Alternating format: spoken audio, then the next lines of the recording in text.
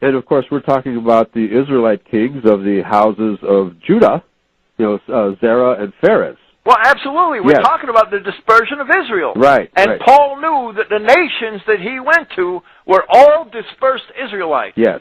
And his letters prove it over again and again. Yes. So that the universalists who want to interpret this phrase the way it has been translated, and you could say it like this: to bear my name before the nations, which Gentiles they assume means non-Israelites. Right. Yeah. Okay. And kings, which is another separate group, whoever they might be, and the children of Israel, as if the first two were different from the latter. Right, but the grammatical construction is called a hendiatrisin, and it means one by means of three. It means that all three of these entities being mentioned are actually the same. The nations and the kings of the sons of Israel is the literal reading. Yes. Okay, very good. Well, let me finish with verse 16.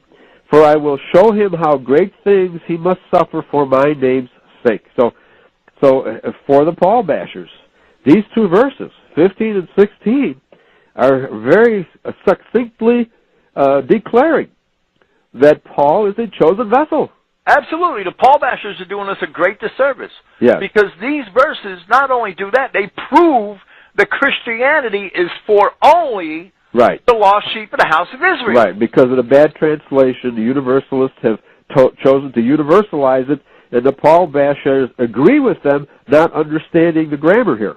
Well, the Paul bashers' biggest mistake is simply taking for granted that the mainstream translators translated all this properly. Right, absolutely. And they botched it at every turn. Yeah, they universalized it, they twisted it and perverted it at every turn. Right. And this is one of the primary verses. Yes, very good. So let me just, one more question before we close this evening. Do you think that this false translation or this mistranslation here is deliberate, or are the King James, it appears to me, this is the conclusion that I've come to for a lot of these really bad translations, is that these translations from the Greek in the New Testament, especially the writings of Paul, it sounds to me like these King James translators didn't know Greek that well. It seems to be on many occasions that they did not know Greek that well. Okay. And that men before them made errors. Yes. But the biggest error, the biggest sin, are the translators of recent times who should know better, who after 200 years, you know, the English, the scholarship that the Englishman has brought to the world is simply amazing. Right. The work that they did in the Victorian age and the age of the Empire, all right, the work that they did in archaeology and in language studies, and I do the best that I can to follow that legacy. Right. And that is why I use all classical English in the sense of, you know, Victorian English references.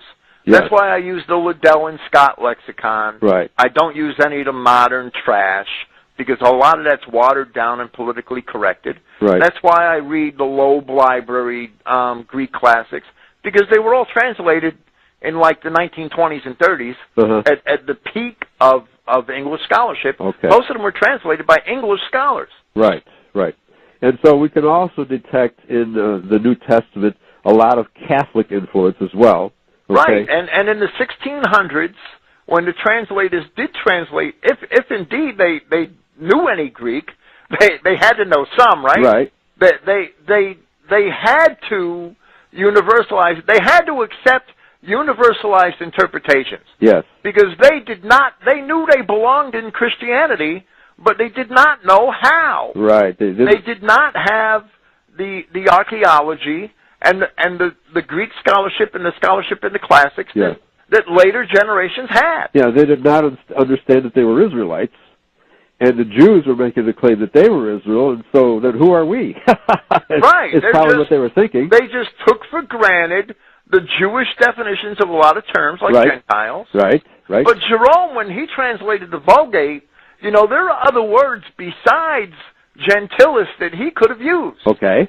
But a gentilis indicates somebody of the same race. Yes. Not necessarily of the same nation, but of the same race. Of the same race, exactly. And there are other words in Latin that denote people of other countries yes. that don't make that distinction. Okay. That don't have that connotation. Right. And the whole world has been fooled by the Jewish redefinition of the word Gentile to mean non-Jew. And it never did. And it never did. That's right. And Paul, the commission here to Paul is to go and bring the name of Christ before both the nations and kings of the sons of Israel.